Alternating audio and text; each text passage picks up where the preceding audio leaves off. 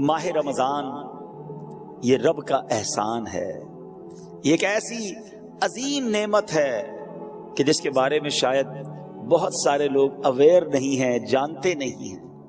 इसके रोजे, इसकी तरावी, इसकी इबादत ये कितने बड़े सवाब को लाती है, कितनी बड़ी बरकतें लाती है। हर मुसलमान को चाहिए इस माह मुकद्दस में खूब तौबा करे, इससे पहले कि तौबा का दरवाजा बंद कर दिया जाए। हर मुसलमान को चाहिए कि इस माह मुबारक में कसरत के साथ गिरिया व जारी करे, इससे पहले कि रहमत का वक्त गुजर जाए। भाइयों बहनों, गुनाहों से सभी तौबा करो, खुल्द के दर खुल गए, दाखिला आसान है, आ गया रमजान, इबादत पर कमर अब बांध लो, फैज ले लो जल्द, ये दिन 30 का मेहमान है। ये मौका आ रहा है, ये वक्त आ रहा है अल्लाह को राजी करने का, ये वक्त हमें मिल रहा है रहमतें लूटने का। है मेरे बीच इस्लामी भाइयों, आइए कुछ अहादीस के मुताबिक मजीद माह रमजान के फजाइल सुनते हैं। देखिए, रमजान की पहली रात, बहुत उम्मीद है कि चंद दिनों में इंशाअल्लाह वो पहली रात आ जाएगी। वो पहली रात भी बड़ी अहमियत वाली है।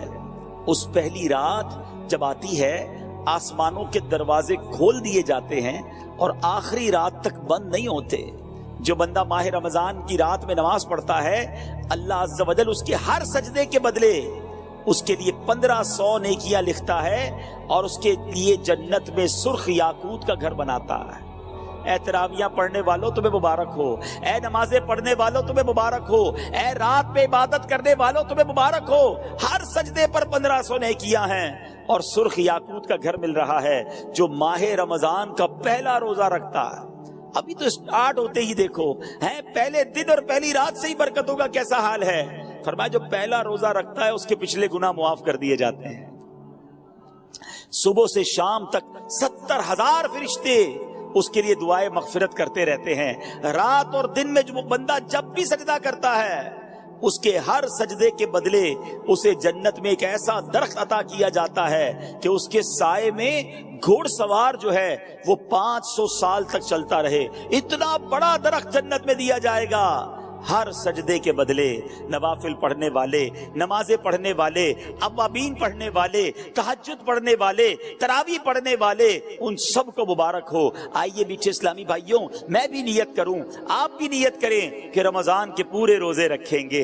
रमजान की जितनी नमाजें इंशाअल्लाह पढ़ेंगे उसमें सारी सुन्नतें, सारे नवाफिल भी पढ़ेंगे इंशाअल्लाह, पूरी तरावी पढ़ेंगे, खूब तिलावत कुरान करेंगे। देखे ना कारोबारी लोगों का हाल क्या होता है, जो बिजनेसमैन होते हैं, हर बिजनेस का एक सीजन आता है। गर्मियों में कूलर वाले कहते हैं हमारा सीजन आया है, एयर कंडीशन वाले कहते हैं हमारा बड़ा सीजन आया है, पंखे वाले बड़े मसरूफ हो जाते हैं, बर्फ वालों का काम चमक जाता है, वो कहते हैं वक्त आया है कमाने का। सर्दियां आती हैं तो कंबल वाले, हीटर वाले, बहुत सारे ऐसे काम है जो सर्दियों में चलते हैं। शादियां आती हैं, जब शादियों का सीजन आता है तो कपड़े वालों का सीजन चल पड़ता है। आजकल कई इलाकों में फसल की कटाई हो रही है तो कई त्योहार उन इलाकों में फसल की कटाई के साथ जुड़े हुए होते हैं कि जनाब फसल कटेगी तो फिर शादी भी करेंगे, अब जनाब मोटरसाइकिल भी लेंगे। यानी कई कारोबार के सीजन आते हैं और उसमें लोग भरपूर तरीके से कोशिश करते हैं कि ज्यादा से ज्यादा काम करें ताकि माल कमा लें। सच्ची बात यह है कि ऐ गुनाहगारों, तुम्हारे लिए रहमतों का सीजन आ गया है, बरकतों का सीजन आ गया है, मगफिरतें लूटने का सीजन आ गया है, नेकियों का रेट बढ़ा दिया गया है, अजर बढ़ा दिया गया, नफल का सवाब फर्ज के बराबर, फर्ज का सवाब दिया गया। मेरा और आपका जो खतरनाक तरीन दुश्मन है शैतान, उसे कैद कर दिया गया। कितना आसान कर दिया गया इबादत करना। है मेरे नीचे इस्लामी भाइयों, अब देखना यह है कि हम इस रमजान की तैयारी कैसी कर रहे हैं, प्रिपरेशन क्या हो रही है। ये मेहमान आ रहा है, आपके घर में मेहमान आता है, आप तैयारी करते हैं। अच्छा, जैसा मेहमान वैसी तैयारी करते हैं, ठीक है ना। जितना करीबी मेहमान होता है उसके लिए ज्यादा तैयारी होती है, लेकिन रमजान के लिए कोई तैयारी है? जरा सोचिए। अच्छा, रमजान के लिए तैयारी नहीं होती है लेकिन ईद के लिए तैयारी होती है, जो पूरा रमजान गुजार कर एक दिन के लिए आती है। बल्कि कुछ लोग तो रमजान में ईद ही की तैयारी कर रहे होते हैं, कपड़े कौन से लेने हैं, उस दिन क्या बनाना है। बदकिस्मती से ऐसा भी सुनने को मिलता है कि यार कल जरा ईद की तैयारी के लिए मार्केट में जाने से रोजा नहीं रखेंगे, बड़ा रश होगा। استغفر اللہ. جس رمضان کے صدقے عید ملی اس کی تیاری ہو رہی ہے، مگر جو رمضان اللہ کی طرف سے ہماری بخشش کروانے آیا ہے اس کی تیاری نہیں. رمضان کی اہمیت سمجھنے کے لیے یہی حدیث کافی ہے کہ اللہ کے حبیب صلی اللہ تعالی علیہ وسلم فرماتے ہیں کہ اس کا مضمون ہے، اگر میری امت کو پتا ہوتا کہ رمضان کیا ہے تو میری امت تمنا کرتی کہ سارا سال ہی رمضان ہوتا. اللہ اکبر. اے میرے بیچ اسلامی بھائیو، مولا علی شیر خدا کرم اللہ تعالی وجہ کریم کیا کمال کی بات فرماتے ہیں، جس کا مضمون ہے کہ اگر اللہ کو اس امت کو عذاب دینا ہوتا تو اللہ کریم اس امت کو رمضان اور سورہ اخلاص نہ عطا فرماتا. یہ آیا اسی لیے ہے کہ میں اور آپ بخشے جائیں، ہماری بخشش کر دی جائے، ہمارے گناہ معاف کر دیے جائیں. دیکھیں نا، سارا سال میں اور آپ دعا کرتے یا اللہ سن لے، کرم فرما، ہم پر رحمت فرما، توبہ قبول کر لے، مغفرت فرما دے. یہ ایک بندے کی رب کی بارگاہ میں التجا ہوتی ہے نا. مگر رمضان میں معاملہ کیا ہوتا ہے کہ رمضان کی راتوں میں آسمان دنیا سے ندا دی جاتی ہے، رحمت کی صدا ہوتی ہے کوئی مانگنے والا کہ اس کی مغفرت کر دی جائے، ہے کوئی توبہ کرنے والا اس کی توبہ قبول کی جائے، ہے کوئی سوالی کہ اس کا سوال پورا کیا جائے. ادھر سے صدائیں لگائی جا رہی ہیں. پہلا عشرہ عشرہ رحمت، دوسرا عشرہ عشرہ مغفرت، تیسرا عشرہ جہنم سے آزادی کا عشرہ ہے. میرے بیٹے اسلامی بھائیو، ذرا غور کیجئے کہ رمضان میں مغفرتیں کتنی ہوتی ہیں. احادیث میں مضمون ملتا ہے کہ روزانہ افطار کے وقت 10 لاکھ گناہ گاروں کو جہنم سے آزاد کر دیا جاتا ہے. ڈیلی، روزانہ.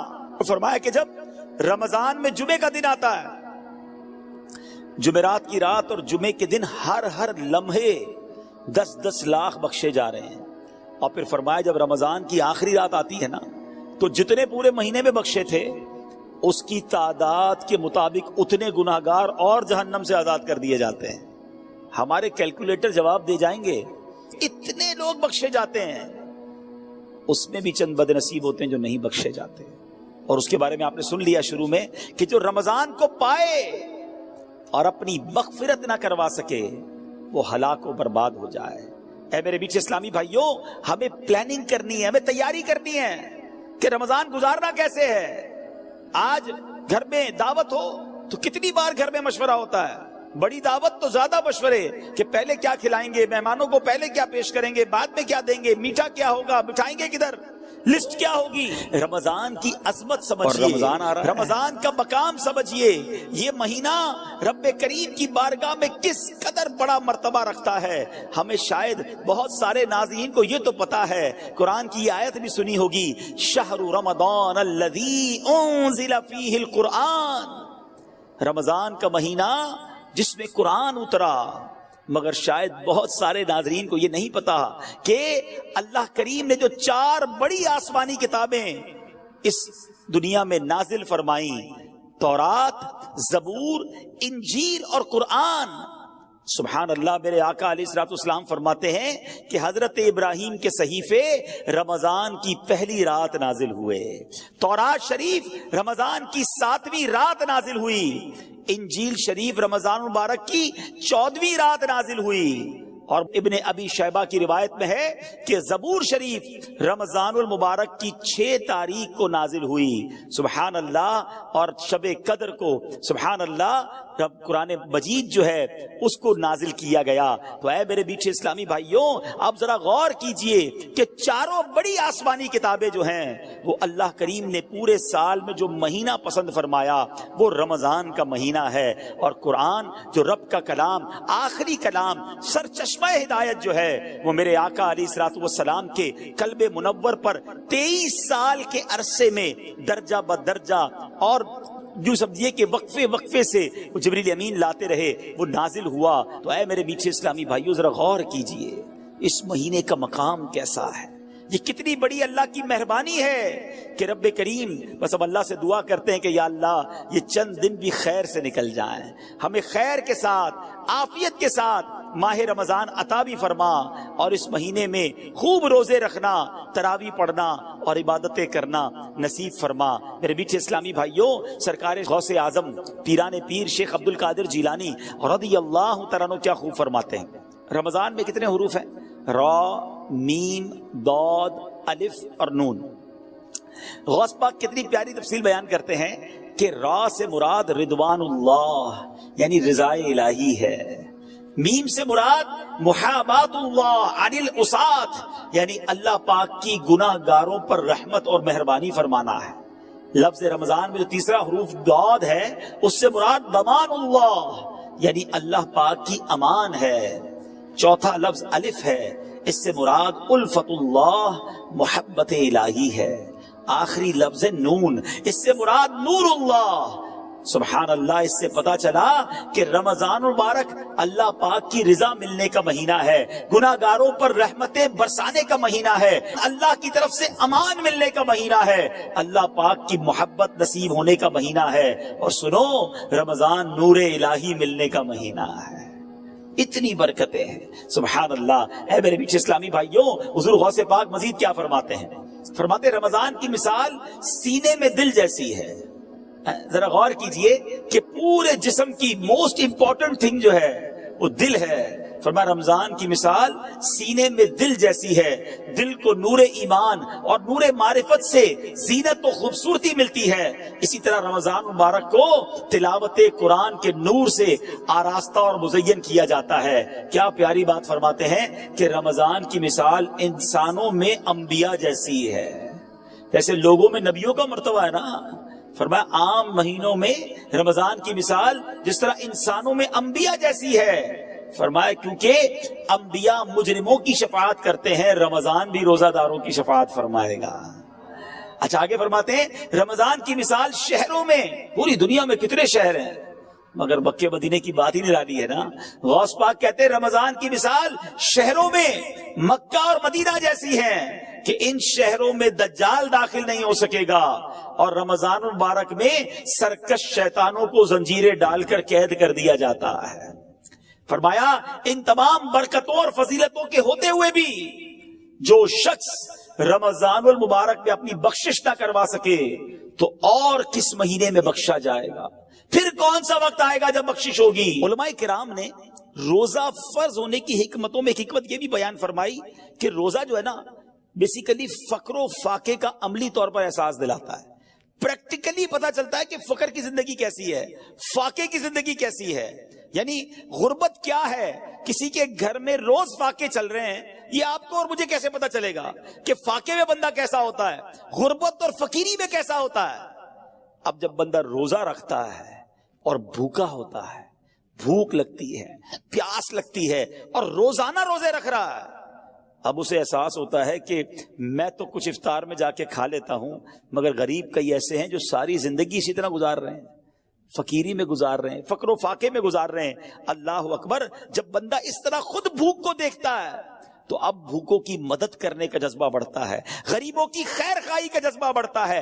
یہ بیسیکلی روزے کی